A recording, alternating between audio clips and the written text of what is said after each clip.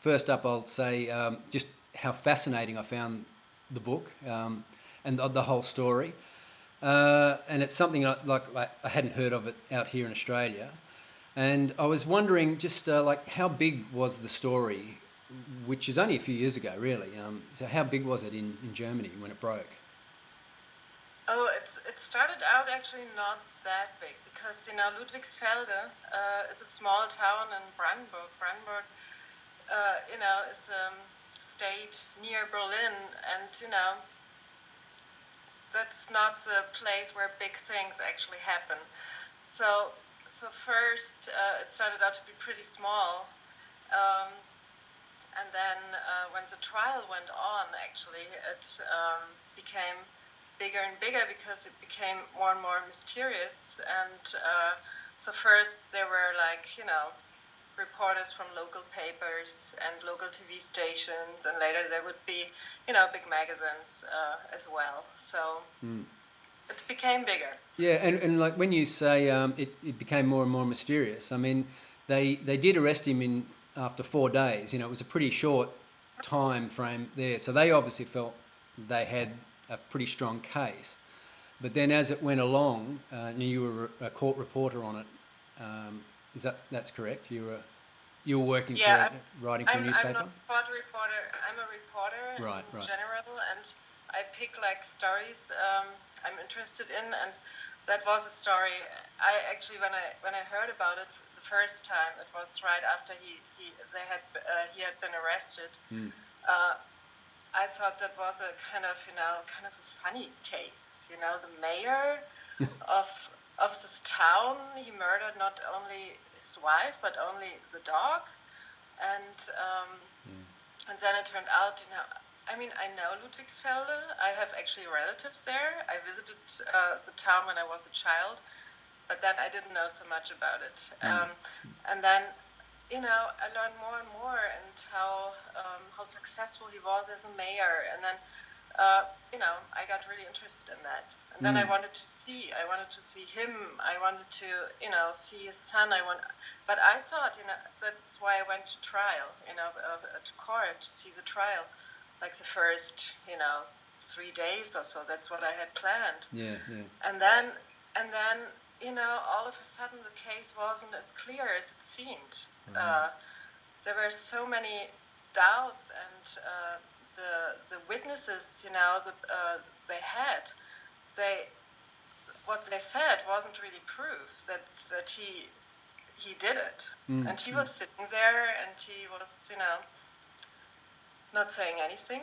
And so yeah, then I stayed. Okay, right. So that brings up one thing that did leap out at me is that, I mean, you sort of say that, Heinrich Scholl, at one point you say, he makes for a very convincing innocent.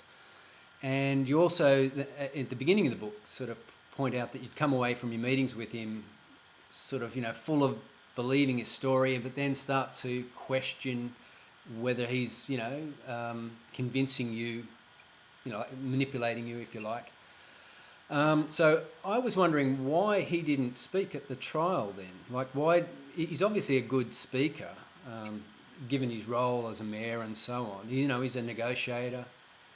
I was a bit surprised that he didn't speak through his trial. What do you think was going on there? He told me that he wanted to speak, but that his lawyers said he shouldn't, because what they thought also was that the police, that they had a strong case before the trial started. They didn't know that the witnesses kind of would break down. The police, presented the case and the state attorney as a strong case, and then it kind of fell apart during the trial. And they told him not to speak. He's a big, as you said, he's a big speaker. He likes to talk. Yeah. And he's pretty convincing, but I don't know. They were probably, they told me after the trial was over, when I talked to them for the book, they told me themselves that they really didn't know what happened. And I believed them. It's, Heinrich Scholl never told anyone anything. And I kind of was thinking that, I mean, now it's a few years, it happened a few years ago, and I thought that after a few years, he must break down.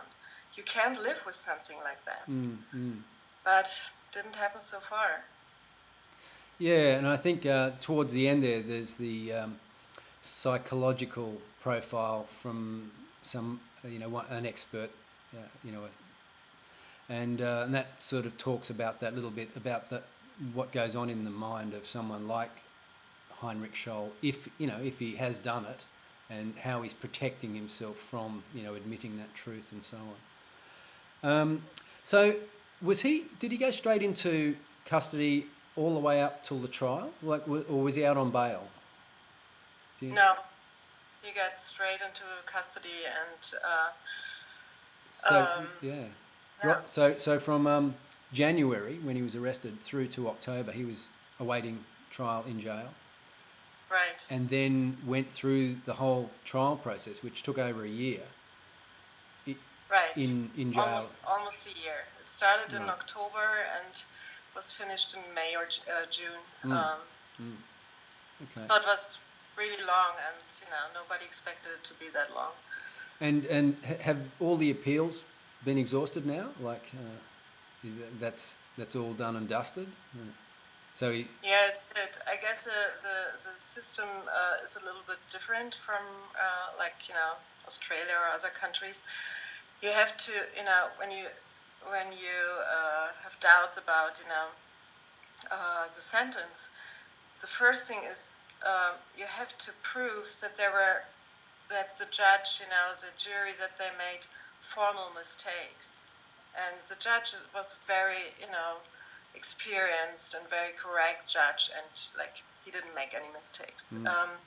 Then the other thing you could do is if you have new proof, if something appears, that a new witness or anything, but that must be pretty strong, so that they would accept it, and that hasn't happened. So well, that brings up that thing that appears again towards the end of the book, the mystery lover that might have, or that very strange Gitty might have had, and you would, I can imagine in American court, from based on what you see on TV and that throws up an element of doubt that you could milk quite strongly. Yeah, I mean, I was fascinated by it because she had a lover, and the police, they never followed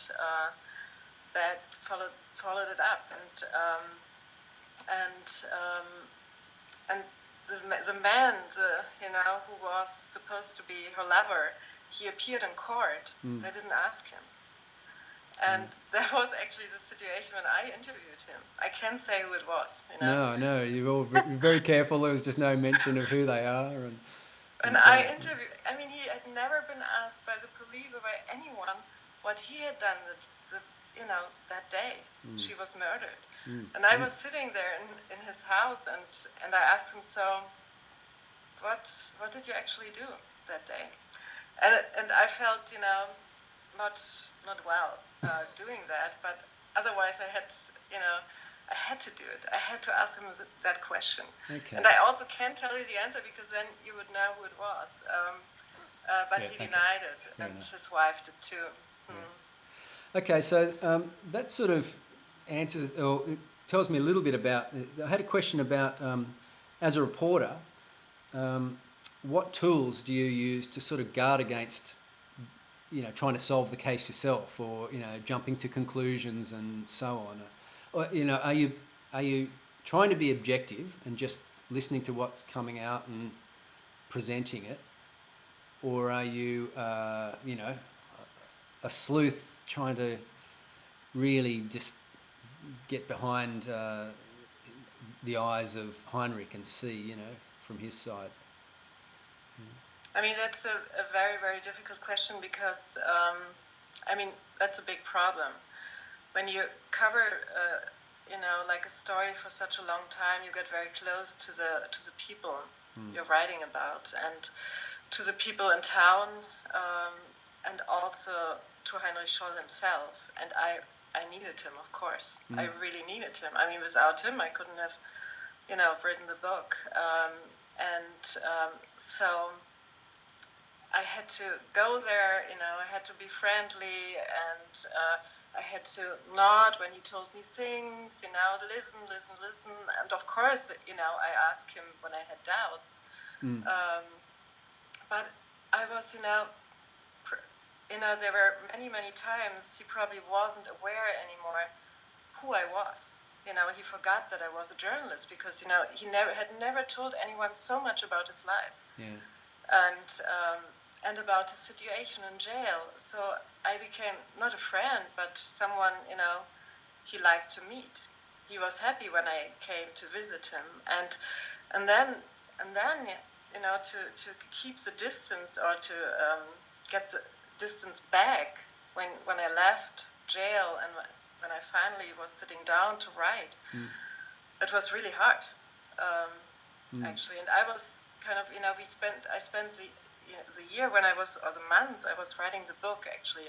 My family lived in New York, and that was the best, thing that happened to me, that I had this, a real distance between him and his town and his case and the story.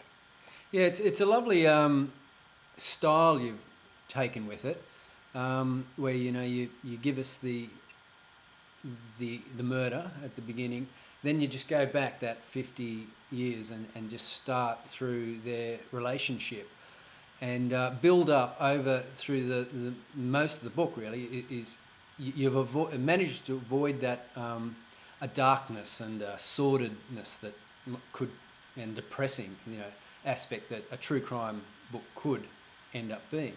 Because what I found really enjoyable about it was just a look at two people's lives. I mean, it could have been just a story, and right. just the way that they, these two personality types, the way they met, which was a little bit like an arranged marriage in some senses. He'd come into their life and knew their family and so on. But then when they agreed to get married, it was for practical reasons. It wasn't because they were in love. Yeah. And then when you describe Heinrich's development through his various roles and the way he met challenges in his life, and Bridget also with her building her business and her position within the township and so on, you sort of end up with two. I know I'm sort of telling you a little bit about your own book here, but it's more for the viewers. You end up with like two people. Bridget, early on, I sort of, you really like her because she's kind of, she's strong, she's busy, she gets about life, she makes stuff happen. She's quite stoic and very certain. But then that starts to shift a little bit because she's quite, she's obviously quite opinionated. She's got a lot of rules and they got to be followed. And, she's a taskmaster to Heinrich in their relationship. And then you get the other side of it, which Heinrich, quite fascinating. He's obviously, it seems to me that he's wants to please people, so he's learnt those skill sets that help him move through, make people laugh. Sort of, he's quite quick-witted, so he catches on, works, and so therefore he knows what buttons to sort of press and how to. And then those lead him to get things done and become a mayor and push his ideas through and so on. It's quite, but both of them, they both crave respect, and that's probably the thing that, in some ways, is their undoing. Because as the relationship degrades over time, neither of them really want to leave it. Or certainly Bridget doesn't. She just can't let that go because of the way she was perceived in town. And the rest for Heinrich, the rest of it looks like a late midlife crisis where it all falls apart. And so what are your feelings just about those two personalities, these two quite strong people as you say in one part there, like a War of the Roses, two strong, headstrong people. Right. Um, Yeah, I mean, it's one reason I was so fascinated by their story is that I kind of know couples like them, uh, in especially at this age, And when I had readings later, people came to me and admitted that their marriage wasn't so different. I guess it's very typical for couples from that generation, especially in Germany, that they are not able to talk about their problems. That they didn't learn that. They are like after war children who had to go on with anything. It was like nobody ever asked them, how do you feel? What do you think about it? And so they weren't able to talk, to discuss, to argue. The only, she kind of, she was stronger part in that relationship from the very beginning. And he had to prove to her that he was the right man. Because, she was, when they got married, she wasn't in love with him. As you said, she only married him because, she needed a husband and a father for her child that was from another man. And so for his entire life, for the marriage, he had to prove that he was the right person. And so, it seems like something must happen if you have a relationship like that. The best thing would be they get a divorce, but then you have the circumstances in that small town. They seemed to be the perfect couple from the outside. They never talked about the problems. She didn't even talk about, to her very close friends about it. They only guessed that later she did when she was, with this Thai girlfriend. She did a little bit. But for a really, really long time, they both covered everything up. And and they didn't want the marriage to fail, because then it would be like a big failure from the outside. And they were, they wanted to be the perfect couple. And I guess they were both really, they both were not really able to kind of, leave the other. And they had this, I don't know whether you can call it love, but they still had a very strong relationship, which, put them together. It's really hard to explain, and for us, but as I said, when I watch people couples in restaurants, like couples that age, they sit there, they don't talk. And I always ask myself, how do they do that? How do they live with each other for such a long time? And they even, if you look at them, it even seems like, they hate each other. And it must be horrible. And to research that story was also a chance to research, what's going on in a relationship like that. And I think that's what I'm getting at when with the way that this story unfolds and the way you've written it. It really is just like a novel in terms of these characters, and you look at love, or the lack of it in there, but there's a sort of a relationship that stuck together. There must have been some respect initially, and like you say, that Heinrich, trying to win her, over. And I imagine it's at some point when he was first got his mare thing and it was all going along, that probably happened. She was probably very happy being the wife of the mayor and so on.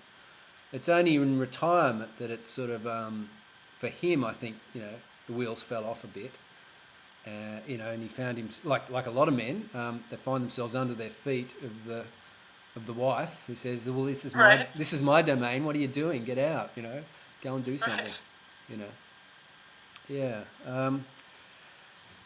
So, look, we're getting near the end now. So, what I think, just get a couple more questions.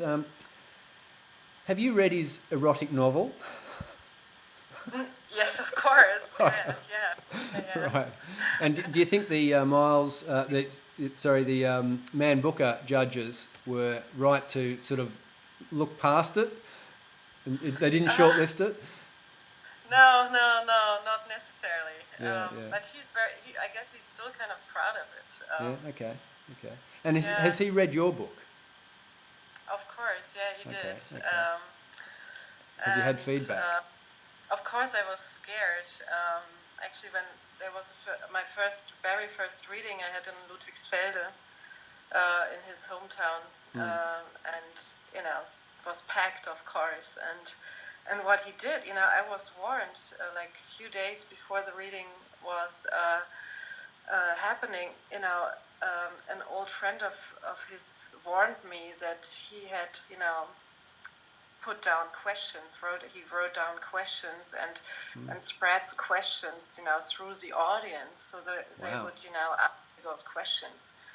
And I was, I couldn't believe it, like he was there, although he was in prison, and then the questions came up, and they were all like, questions about the doubts from the trial.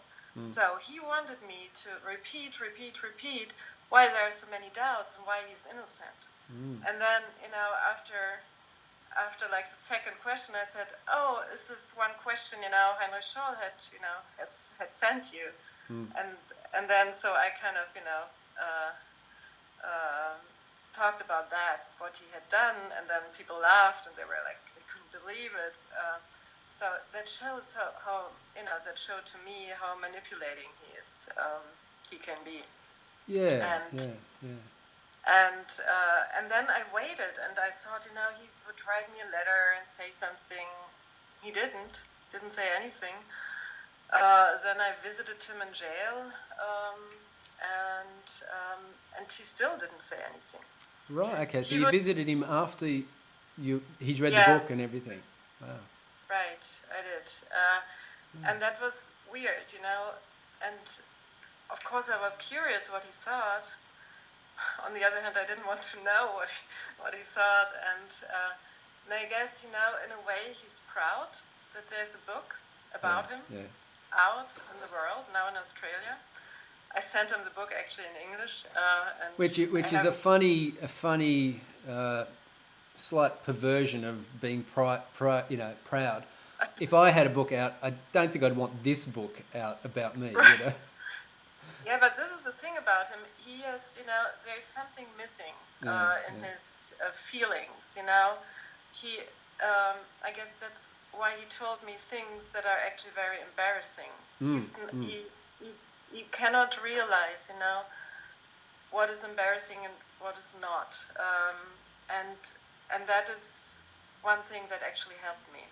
I guess he has, like, I don't know, how do you call it? He's Well, a it sounds like. sociopath, Oh, a sorry. sociopath or something like that. So he doesn't recognize certain feelings in himself and also in others. And for the book, actually, as a writer, that helped me to write things down that were important. And he, of course, my feeling is that he reads the things from the book he wants to, and then the others he leaves out. This is what he did for his entire life. That's what the psychiatrist said actually in the trial, who had talked to him. That that's why the marriage survived for such a long time, for 47 years, because he was able to blend things out to. Things that were, negative, and I guess that's what he does, until now, and that's how he survives. Yeah. It's even interesting, what you portray of his time in jail, with the people around him, I think they were bikies or something, or some sort of outlaw thugs, that he's had to befriend really to survive, and so on. Right. Yeah. Look, I think that's about all we've got to ask you for now. So thanks very much for taking time. to Thank you. tell us about it. And, I wish you great success with it, and I'll do my best to sort of let our audience know more about this book. Thank you very much. Okay, thank you.